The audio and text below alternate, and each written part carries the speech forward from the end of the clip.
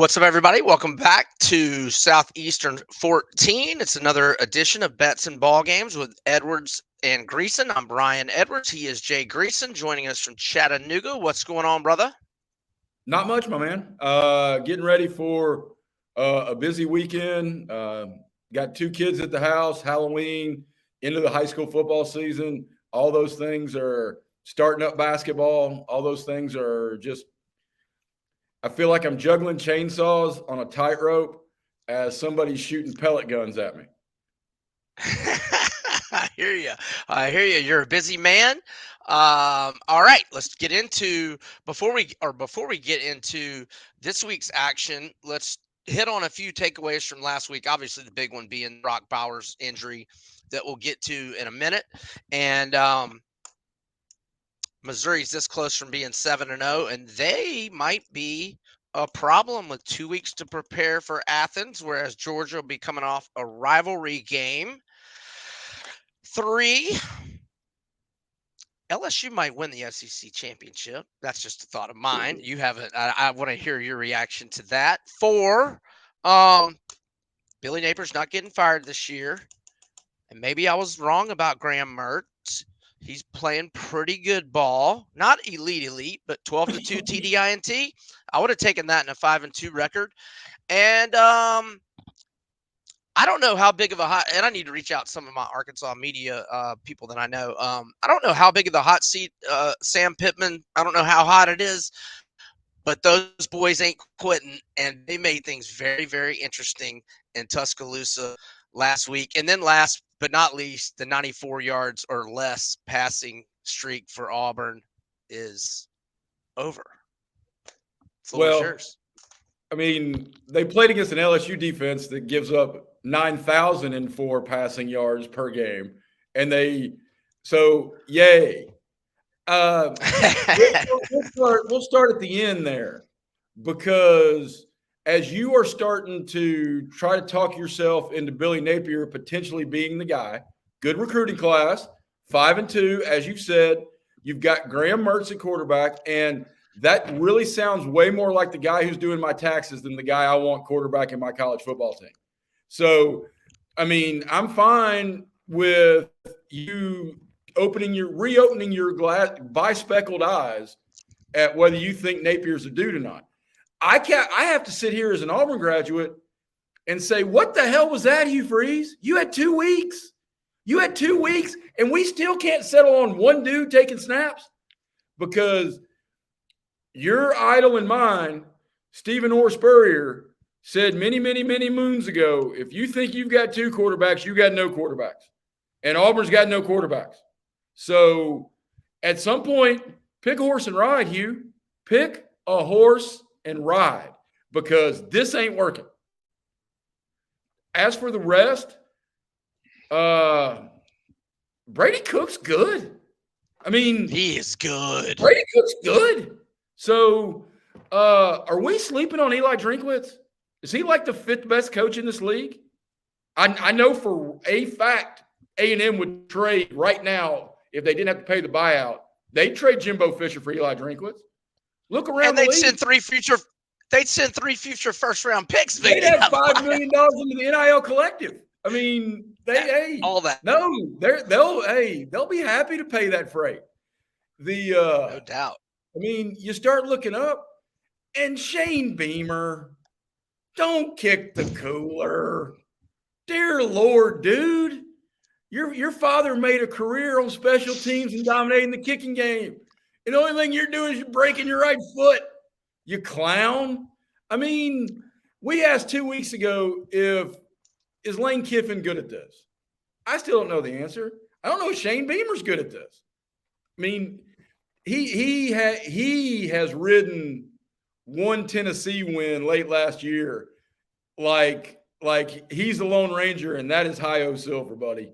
So, but you're right. The biggest takeaway, I can't think Pittman is really on the hot seat because of the injuries Arkansas I hope not. I hope not. I mean, and they overachieved last year. I don't know. And you pointed this out last week, and it was very astute. The SEC scheduling crew bent them over and lubed them up with 5 straight weeks getting on a plane, because that's just not right. So, 4. I mean, I expect them to play. Well, they haven't played at home since middle of September. September So, 16th. I mean, it's just. But if we're going to have a discussion about Brock Bowers, from everybody I've talked to in Athens, and I know a few people down there, Brock Bowers is going to do everything in his power to return because he loves the University of Georgia. He's that kind of a dude. He's that kind of a teammate. He loves these guys, and there is value, lifetime value, especially in a football crazy state like Georgia. If you can walk around and say you are a meaningful contributor to a 3-time national champion. But if I'm Brock Bowers Sr., I'm having a serious conversation that you better be cleared by multiple doctors and be checked off at 160%. And I know that is a statistical impossibility, but everybody better say there is no other way unless somebody falls on it, because football's a violent game and you can get hurt. Hell, you can get hurt crossing the street and you get hit by a car. But if Brock Bowers re-injures that ankle because he comes back too quick just to try to be a decoy in the SEC championship game, and he goes to Indianapolis and runs a 4.85 instead of a 4.58, he goes from being a top 8 pick to maybe even being a second-day pick. Because in this day and age of tight ends, he's going to have to be more Darren Waller than George Kittle. And running a 4.85 will cost him 7 figures. Easy. Yeah. So I when Tua had his tightrope surgery in 2019, a good buddy of mine's an ortho surgeon around here. You might even remember his name, Michael Gilmore, played for the Gators in the white boy safety in the mid 90s, and he lives right down the street from me, and he does these tightrope surgeries several a week, and so I got him on the phone and was asking him all these questions when Tua was going to try to come back 20 days out of surgery. And he said, I know the Alabama medical staff, they're treating him like a king. He's getting the top medical service there is. He goes, there's no way he's above 75 or 80% in 20 days. That was a quarterback who can take it out of the shotgun and just, kind of throw it around. And what Dr. Gilmore told me, I call him Gilly, but for professional purposes, we'll call him Dr. Gilmore. He said when he's got to scramble, that's when he's going to be in trouble. And I don't know if you remember this, the first scramble he had, he was wide open to walk in for a touchdown. He just dropped the ball out of nowhere, just unforced. Right. And by the end of the game, he had to scramble a lot. Whatever injection they had worn off, and he could barely, he was just limping off the field. But that's a quarterback.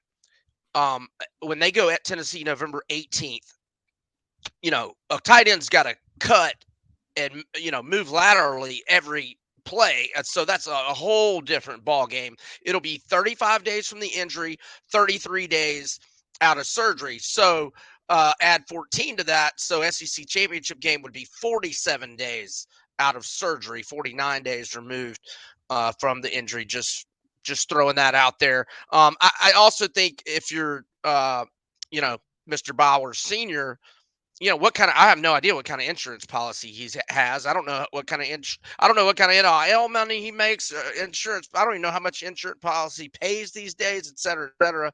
And I'm sure all that will go into it. But like you noted, there's a lot to be said. Let's say he has a massive injury in the NFL. If you can walk around Atlanta with all those Georgia Bulldog fans and you're a 3-time Natty winner, and I think you said a contributor, how about the catalyst or one of the top 2 or 3 catalysts for 3 Natty teams? That is a big deal, and that's a lifetime thing. So, yeah, we'll see on that. Any thoughts on me throwing out there that you worked in Atlanta. I grew up outside of Atlanta. If worst case scenario, and they let my 7th grade daughter perform this tightrope surgery, and they had to cut his leg off at the knee, dude's going to be a millionaire, because there are no telling the Georgia Bulldog homers and sponsors who, from Valdosta to Visalia, from Macon to Moultrie, who are going to make Vidalia, not Visalia. that there's two of them, brother. I've been up and down the Peach State all my life. Relax. My bad. I got all the alliteration Georgia towns you need. All right. I can go from Rome to Ringgold. I can go to Austell to Atlanta. I got them all. Savannah to Somerville. I got them all. But the Brock Bowers is fine. And I mean, and let's also remember that the entire Bowers clan comes from Napa Valley, California. Not exactly the capital of homelessness in these United States of America. I didn't figure he was broke. Right. But go ahead. Right. Well, I hate it because even though he gutted Auburn, he single-handedly changed the tenor and the tide of that game. But that dude, I mean, he's a guy that's easy to root for. He's like when Tebow was at Florida. I mean, you may have hated Urban Meyer, but you couldn't hate Tebow. I mean, he's Tebow.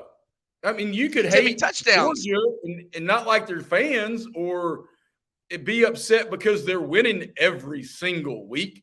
But Brock Bowers is cool.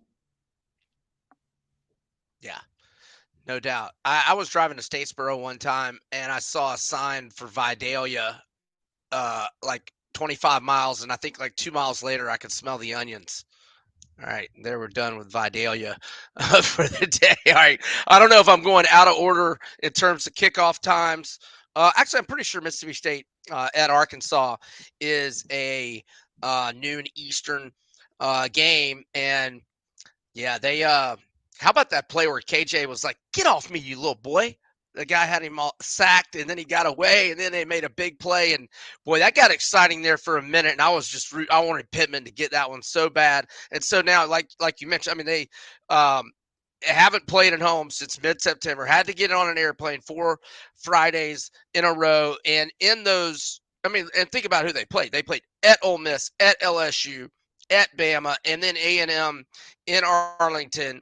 And they had the lead – I don't know if they had the lead in the A&M game, but they had the lead in the 3 road games. They lost those games by 13 combined points, lose on a walk-off field goal to LSU. Rocket Sanders, who's out again, and I have a feeling we're not going to see him much, if any, the rest of the year. Now, I said last week that McGlothern was going to play, one of the best cover corners in the SEC, and then he ended up not playing. But I had read that he had been cleared and been practicing, so I sent a message to my one of my Arkansas buddies and about it last night, and he said he was looking into it. He hadn't gotten back to me since he said he was looking into it. So I don't know about him or Chris Paul, who's another starter on defense. Both missed last week's game. I will say that A.J. Green, the running back, I'm starting to like this young guy, 6.3 yards per carry. So I think they're okay without Rocket Sanders. Pittman at home, and at last look, they were favored by 6-ish, and yeah, here we go, 6.5 and 48 at the moment. We don't know about Will Rogers. He's questionable, and even when they get back home, Mississippi State's got 2 weeks to prepare for them. Mississippi State last 16 as a road underdog, 6-10 against the spread. They are 3-3 straight up, 1-5 ATS. Arkansas 2-5 straight up, 4-3 ATS. At Arkansas in 21, Arkansas was fortunate to win 31-28. Mississippi State's field goal kicker missed 3 field goals, but I had Mike Leach +4, and I still won, but I felt bad for Leach. And then last year, Arkansas did not have KJ and got drilled 40-17 in Starkville. So 6.5 and 48. What are you thinking on this one? Well, I the only side I think you can play here is Arkansas. I don't see any way if you are a guy who wants to play a side. First and foremost, Mississippi State's defense across every metric of the advanced points allowed per opportunity, per possession, havoc created, pressure, quarterback pressures, all of the advanced analytics. Their defense is very, very passive, which is going to allow KJ Jefferson to get very comfortable and be very effective. Now, Arkansas's injuries on defense, my favorite play in this game is over the 48. I think they could get there at halftime. I mean, I think this could be like a 31-14. I know that's not over 48. I did go to Auburn, so math may not be my strong suit. But I see Arkansas starting fast at home for the first time since mid-September. Both defenses, you and I have seen so many 11 o'clock Central games, whether from Auburn to all the way to College Station, that a lot of those teams sleepwalk early, which is an edge for the offense because nobody's getting physical and everybody's kind of backtracking on their heels a little bit. It's also the edge for the home team. I think this is playable in both directions. I like Arkansas. I really like the over because Mississippi State had a week off, and I think they had to kind of redirect and figure out what Will Rogers does well because they haven't been good at that as a coaching staff to this point. They've tried to put him in a pro-style set, and it did not work anywhere close to as what he was doing prolifically with Leach's sets. And because I was in Jordan-Hare when he led them back and crucified Derek Mason. What were y'all? Y'all were up like 28-3 or 31-3. Yeah. I remember I kept hitting Mississippi State live like plus 18.5. Oh, now they're down more, plus 21.5. Yeah. Well, that's what Will Rogers does well, and I think that is coaching malpractice if they're not going to figure out what their best offensive player can do most effectively. And I mean, there's not a whole lot of loyalty for Mississippi State. I mean, this guy took over after the Mike Leach tragedy. So, I mean, I hope they spent the off week a heck of a lot better than Hugh Freeze and Auburn did. Yeah. So now if Rogers can't go, and they seem to be pretty tight-lipped about whether he can or not, Mike Wright, who started about half the games for Vandy last year, and he does have 11 career starts. I'm quoting Phil Steele's mag here. 21-11 TDI&T ratio. Not great, but not horrible considering it was at Vandy. And he's a guy that can scramble and run. He's a completely different skill set from Rogers. And yeah, it is. I said back in the preseason, they did not need to stray too far from. I know Leach is not there, but the offensive. I mean, he had that down to a science. He had that offense down to a science. But so what I'm going to do with this game, and I agree with you, I lean Arkansas, and I may play it if I can get 7 or fewer, and I have a feeling Rogers is way less than 100% are not going to play. But I'm going to put them in a money line parlay with Missouri at home to South Carolina and Bama at home to Tennessee, and that's going to play plus 155. And in my contest where I have to pick 25 specific games, I'm going to pick Arkansas. But I don't know that I'm going to lay the number yet. Now, if McGlothern and Paul are in uniform warming up and Rogers is not, and I can still get 7 or less, then I'll play it. But otherwise, it's just that money line parlay. Okay, let's go to South Carolina at Missouri. And who knows where the Gamecocks mindset is right now. I mean, they're up 10 with like 5-ish minutes left and 4th and 10, or had 2 4th and 10s actually. Florida had one. Pearsall went up in traffic and made a great play. And then the other one, Boardingham, got the ball out in the flat like 10 or 11 yards from the stick. And he didn't really break a tackle. He just kind of juked somebody. And then Trev Etienne gave him a nice block, and he got the first down. And who knows? I mean, Florida loses if that play doesn't happen. So South Carolina's defense continues to be awful. Rattler continues to be good. Xavier Legette continues to be like the breakout, player. And now they found a running back the last 3 games in Mario Anderson, who's got 287 rushing yards, 2 touchdowns rushing, 1 receiving in the last 3 games. And man, yeah, Missouri, I would have never dreamed that they would be 6-1, and their defense to me has been a little bit of a disappointment. I thought their defense was really good last year, with the exception of the Tennessee game and the K-State game. But Missouri might be a problem for the rest of the league moving forward, and they are at last look 7-60, and I'm on the over, and I'll give some numbers on that after we hear what Jay thinks on this game. I'm on the over. When I saw the over, I got the over at 58 flat. So, well, And I got 58.5, but good get by you. but it is, and because South Carolina's last among FBS teams in pass defense, and it's not close. They're giving up like 321 a game, and I mean, if my team was doing that, I'd probably try to kick the crap out of a Gatorade bucket too.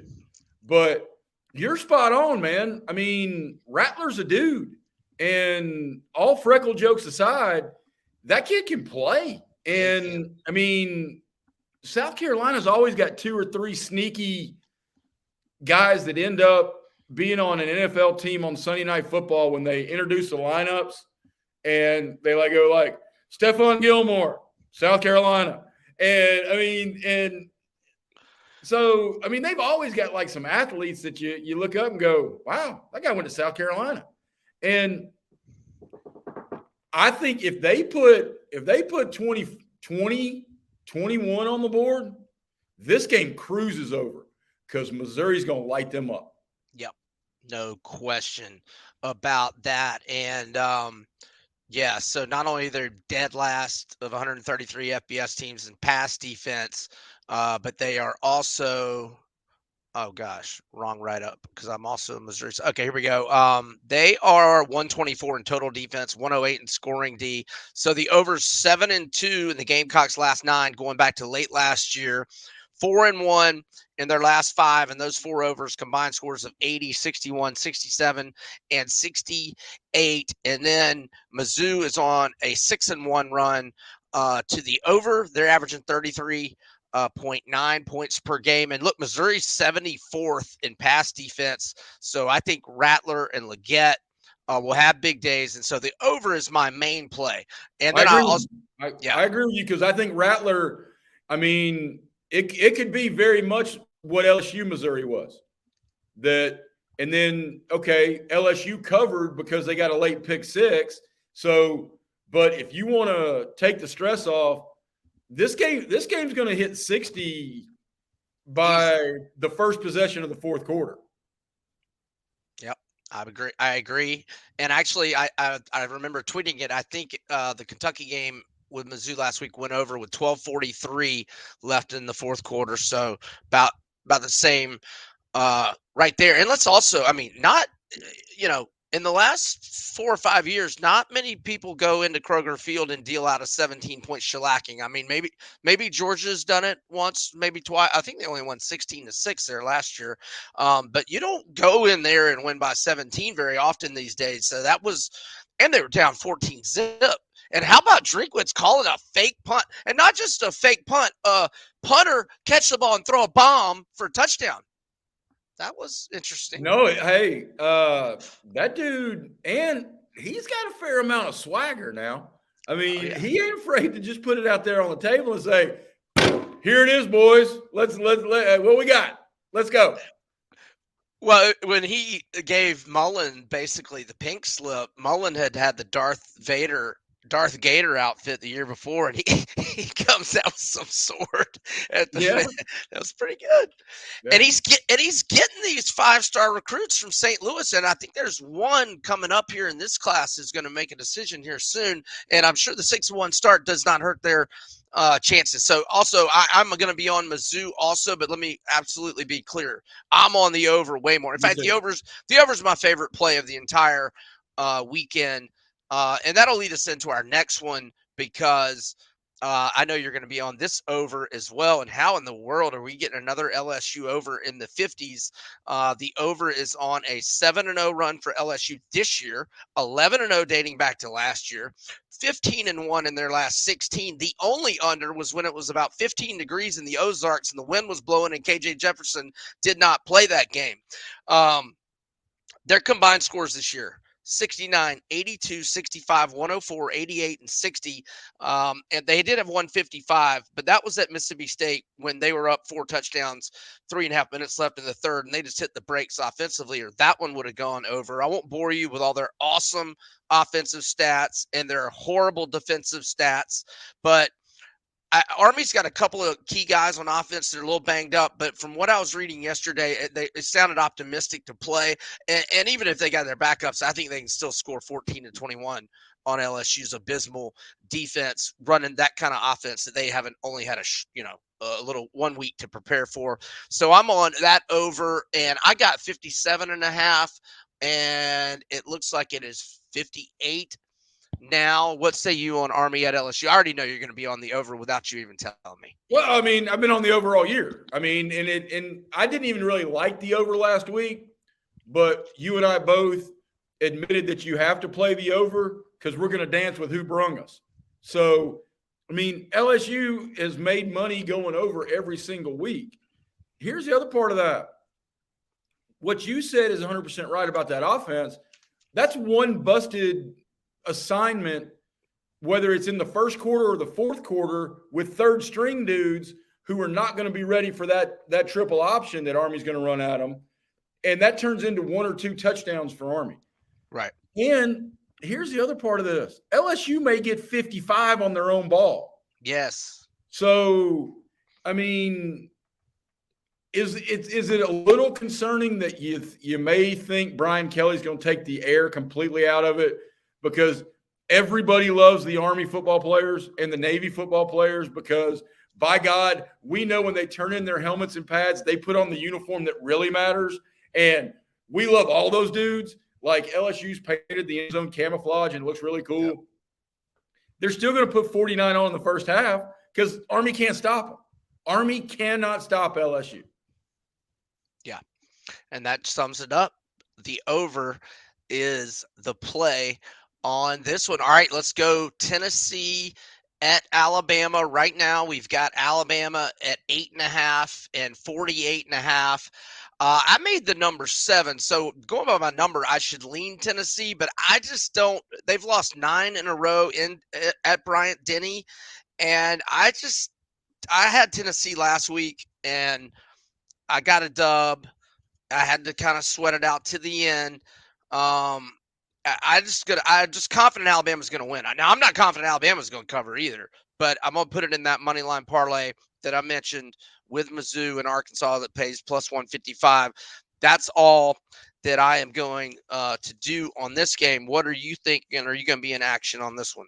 I am in action. I think this is under 48.5. I think this is going to be a tug of war that's going to be ugly at times because Joe Milton is not going to handle this environment real well. The 8.5 is a really – man, when Vegas has their antenna focused in on something like this, one of my main gambling rules is lines that look too good to be true almost always are. And this really feels like a one-score game. So like you said, it feels like Tennessee should be the play. But then you start to think, how many coaches in Saban's 15 years of dominance in the SEC have had SEC winning streaks against that dude? Because if Heupel figured out a way to go down there and win, that'd be 2 in a row. And that is a very small team picture. A very small team picture. I think Saban had this one circled from when he had a kick 6 sideline meltdown at the end of the Tennessee game last year. He's going to tell them about storming the field and the Alabama player who pushed the old woman and all the other heat that happened with that. And I think Alabama's going to be ready to play, but I think Tennessee's front 7 defensively is, and we saw it last week, especially if you were on it, because I love Tennessee only laying the 3 last week. On them. Their defense is every bit as good as the front 7 that A&M threw at Alabama that had Alabama stifled. Yeah. And I just think this is going to be a game that goes back and forth, back and forth, back and forth. Last year's game was a score fest. This year's game is going to be a rock fight. So I'm on the under 48.5. That makes a lot of sense. Just throwing a few stats at you. So Bama's won 9 in a row at home, specifically to the Vols. Only 4-5 against the spread, but they've won those games by an average margin of 20 0.9 points per game. Bama's 40, 29, and 3 against the spread. Whatever that math is, 72 last 72 games as a home favorite. And then Heupel's only been a road dog 4 times, 1-3 against the spread. And again, on Joe Milton handling the environment, this is only their second true road game because they had the Virginia game in Nashville. So Milton did not play that great at Florida. No, he did not. No. So there is that. All right, Ole Miss at Auburn. Did I hear a rumor that Ole Miss has not won back-to-back games against Auburn in like 7 decades? Did I hear that rumor? Yes. Is that accurate? And Okay. yes. And until Saturday. I mean, it's hard to have a whole lot of confidence. I mean, if the defense is going to figure out a way to hold Ole Miss to 13 points, I don't know if Auburn can get 17. I mean, so inconsistent, so frustrating. I mean, it's hard to believe that it was not that long ago that Kerryon Johnson was running through Alabama and Tennessee and Georgia, and you look up, you're thinking Gus Malzahn's going to be – wow. Quick side tangent. I know we're on Southeastern 14. Gus Malzahn is pooping his pants more than a fat baby who ate chili. I mean, that good gravy. What's going on with that? And he's about to go to Oklahoma, and Dylan Gabriel is going to baptize his sweater-wearing vest. I mean, holy buckets. I hope Hugh Freeze is good, but in the grand scheme of things, if Hugh Freeze turns out not to be the guy, we got a chance to go hire Dion in 2.5 years anyway. Will he still be available? Well, he's going to be available wherever he is. I just don't know if he'll be at Colorado. And wow, what a meltdown that was late last Friday night. Oh, my word. Wow. And because it was so late, that was one of those games that if you had Colorado, and what was it, like 18? Something like, I mean, it was a pretty big number. Yeah. And you go to bed at like close to midnight, it's 21-0. Those are the worst. I mean, You and I texted about the bad beat that West Virginia had in the midweek game last week on the Hail Mary. And that sucked. But at least we were watching that. You go to bed up 29-0 and Colorado's in complete control. Mm-hmm. And then you wake up and check the score and you go, what the hell? Yeah. Actually, you may have even checked like your FanDuel or your DraftKings account. Didn't like the number of that balance. Something's wrong. Refresh. Something's wrong. Y'all cheated me. I went to bed and Dion was killing people. 100%. Did you see the Dion SNL skit? You know, I saw a little teaser for it. I have yet to go watch it. It's hilarious. It is hilarious. And did you see Shador was posting something on Instagram at halftime? Did you hear about that? No, I did not. But does that shock you? I saw his NIL number today, reported by somebody in Atlanta. A nice tidy 4.6 mil. Nice. That is nice. Well, maybe he will. I know that Coach Prime has already told him, you're not going pro. You're coming back here next year. Let him come back. And then, hey, in 2 years, I would love Coach Prime to be coaching our Falcons. I would love it. I would swear to God I'd love it. Hey, and the city would love it. And you want to talk about the hottest ticket in the NFL. Let Coach Prime coach the Falcons. He's on the record. He doesn't ever want to coach in the NFL, but who knows? Money talks. Right. I will say this, and then we'll move on, just because we're doing SEC show, not an NFL show. When have you seen enough Arthur Blank? When are you going to get rid of this clown show of Arthur Smith? My gracious goodness. All right. So we got the Georgia and Florida are off. By the way, look ahead lines out. If you haven't seen it, what do you think Georgia's favored by? 14. You are correct. Right on the money. A&M is off. Have we covered every SEC game already? We did not pick Ole Miss Auburn. Oh, yeah. I don't have a pick on that. I don't either. I don't like any part of that game. No. And, Trey Harris, we don't know if he's playing, and he is a vital part of that offense. Now, I will say, Prescorn, the tight end that was away from the team for a minute, his father passed away, unfortunately. He is back with the team, and Lane did say that Zachary Franklin had a good open date, whatever that means. Vandy's also off. I think we've gone through the SEC slate, so Is let's Kentucky off? believe so. Yeah, they've got 2 weeks to prepare for Tennessee. That's the only other look ahead SEC line that DraftKings put out. So, with 2 weeks to prepare in Tennessee coming off a rivalry game and a revenge game for Bama, what do you think the line is for Tennessee at Kentucky next week? Tennessee at Kentucky, I would probably say that was a bad loss for Kentucky against Missouri now. Yeah. I mean, and I know he's going to end up setting a whole lot of records up there because of longevity. Stoops is making a crud ton of money to turn in a whole bunch of hope we get to the Music City Bowl. I'd go Tennessee 3.5. God, look at you. Right on it. Back to back. There you go. And that's a scary game if you're Tennessee.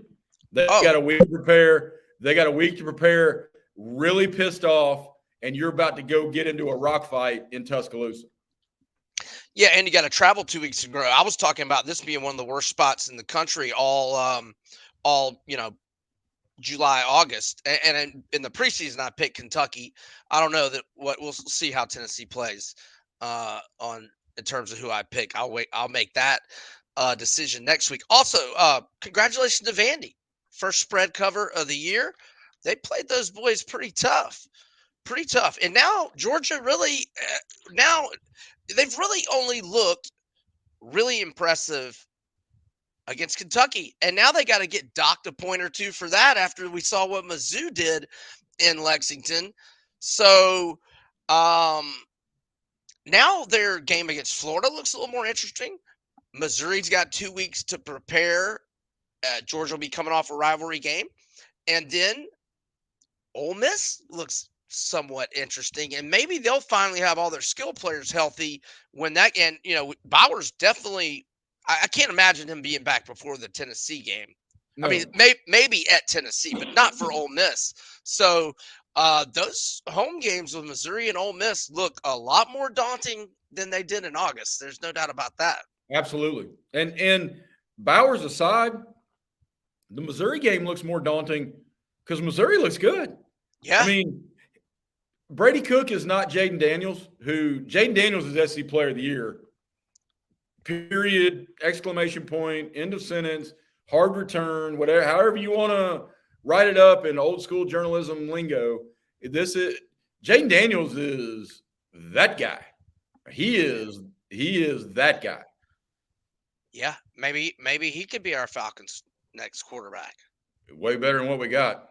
We just got to get rid of Arthur Smith, man, because we got to get Kyle Pitts and Drake London wanting to be in Atlanta. I can't fathom them wanting to be there anymore with this nonsense. I mean, it's insanity. And I've said when they branch off Southeastern 14 to NFC South 4, you and we are locked and loaded, baby. We are locked and loaded. Oh yeah, we got plenty of content to work with there. All right, let's get to some of our non-SEC picks, and call me crazy. And I know they're no fun to watch, and I might not watch a play. And it's got as much to do with Minnesota being a disappointment. I'm betting Iowa this week. I bought the half point from 3.5 to 3, and if you can't do that, or if they're charging you a ridiculous price, you can't do it for like minus 125 or minus 130. Maybe don't even play this, or maybe just make it a small play. And if your number's 4, definitely only making a small play. But if you're tailing me, but I'm going with Iowa. Minnesota's got injuries. Minnesota's only wins, they got extremely fortunate to beat Nebraska in week 1. Other than that, they've only beat Louisiana at home, and they barely covered by 2. They won by 11 as 9-point favorites. And then they, trying to look at my write-up there. They beat Eastern Michigan and didn't cover. They're 1-5 ATS. They got beat by 42 by Michigan. They got beat by 18 by North Carolina. They lost at Northwestern. And yeah, Iowa plays great defense. They got the best punter in the country, and that really means something when you play that style that they play. I think Iowa wins. I think they cover. So there's one of my non-conference, non-SEC picks. What you got over there? Just well, I there's no way I would ever play that game because I actually rather go get a flu shot than watch them play. The did you see the total on that game? 31.5, the third lowest in 20 years is what my buddy Gary Sharp said. I didn't fact check. 31 and a half. Yeah. 31 and a half. Holy snot. I bet LSU's first half total is higher than that. Oh, easily. So if we're and this probably won't be up in time for a Thursday night game because there's a couple of I like a couple of the games tonight, and we're recording this on Thursday. I'm taking Utah plus the 7 for 2 reasons. One, Kyle Whittingham is a dude. He's that guy. He's the guy Florida should have broke the bank for, and Kyle Whittingham should be at Florida, and he'd be having tons of success. He wanted it when we hired Muschamp. When we hired Muschamp in 2014, he wanted it. And from what I was told, Foley went to Austin to meet with Muschamp and was on his way to Salt Lake afterward, but Muschamp blew him away and he never made it. And Whittingham was pissed. That's what I was told from some people in the know in Utah. All right, and here's the other part, and I don't know how many of our viewers, listeners, subscribers know this. Caleb Williams is a dude. I'm not saying, but that offense can get flummoxed and constipated against good defenses. Try these numbers out, Brian, and I know you're more of the numbers, stats-driven guy, but Caleb Williams in 5 career games against top 25 scoring defenses. 76 of 148 for 880 yards with 6 TDs and 6 picks. Ooh. Utah is 5th in the country in scoring defense at 13.8 points a game. Actually, I thought my number was they're at number 5, but it's 12.2 is what I saw. 13.8 against FBS folks. Gotcha. So, and we know while Utah can certainly get clogged offensively as well, that USC defense is like grandma's chili. That'll clean you out, brother, because you'll be able to run through them like grass through a goose. Yeah, so I'm also on Utah. 13-3 against the spread, last 16 as a road underdog. Their lone loss this season in Corvallis, where Oregon State's on a 16-1 run, both straight up and against the spread. Utah's lost by more than 7, only 4 times in the last 32 games, and 2 were in Corvallis. So I give 2 mulligans there, and all the stuff that you said. I mean, Utah is better at the line of scrimmage. Right. And they're just better in the trenches, period. And is like you said, as dreadful as they are offensively, they're nasty on defense. Only one team has scored more than 14 points, and that was Oregon State, and that was on the road. And well, this was on the road too, and they only scored 21. And Utah's beaten this team 3 in a row, beat them twice last year. So I agree. One more non-con for me. I'm going to go Miami and Clemson. That's in South Florida. I'm going to go over 48.5. Hurricanes, a high-scoring game last week, 72 combined against Carolina, had 81 combined against A&M. The Canes averaged 37.7. Clemson averages 32.2. And Miami's low-scoring games have been when they've played G5 or Bethune-Cookman, because those other teams haven't been able to score. Now, they did have a low-scoring game against Georgia Tech, 23-20.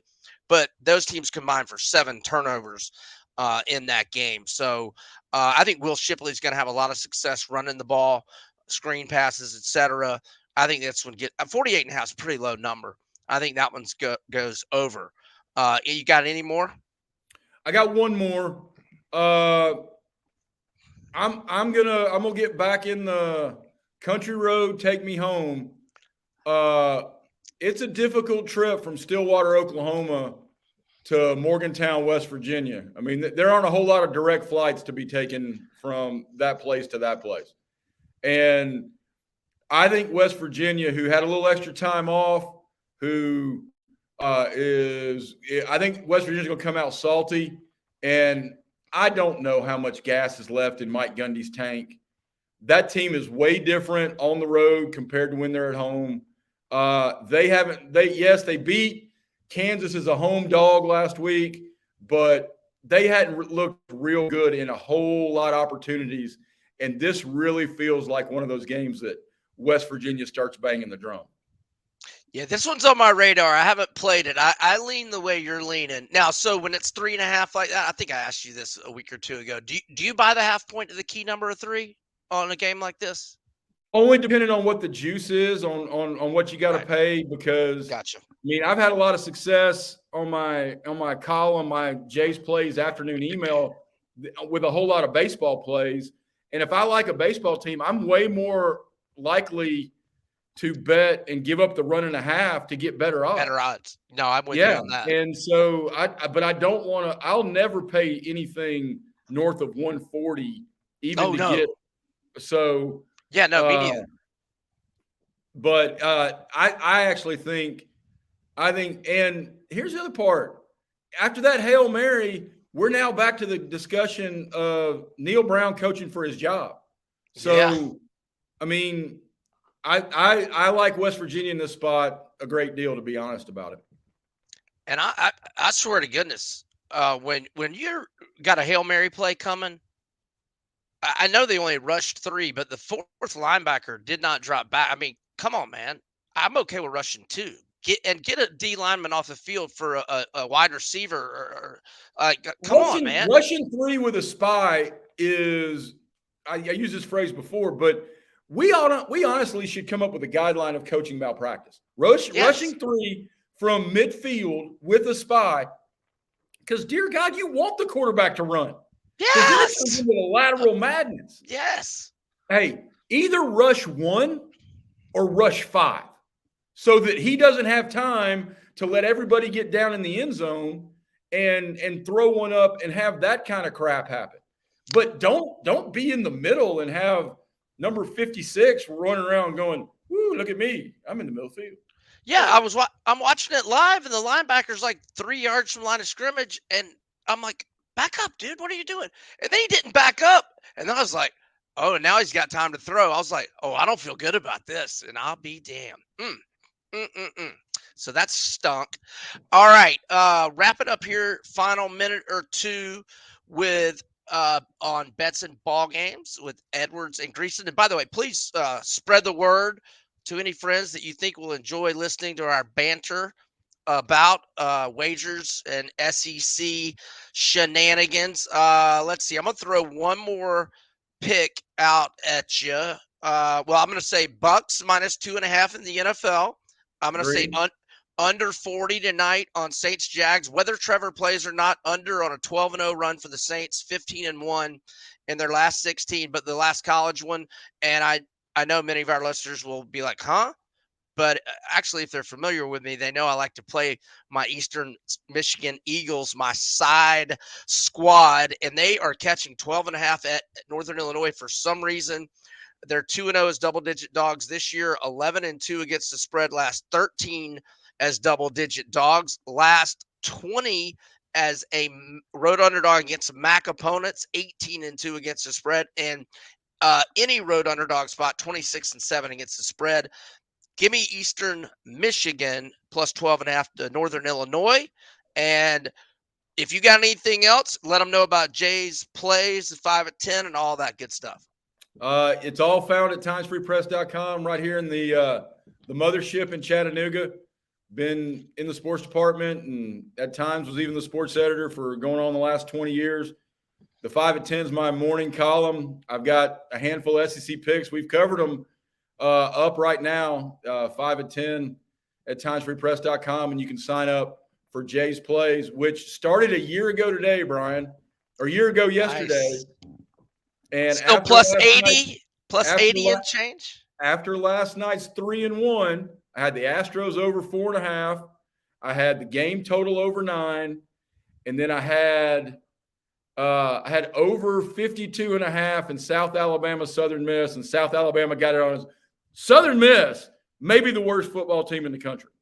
They're about to be looking for a coach. But with that, haven't done the final math, but I think in a year I'm up 96 units and change.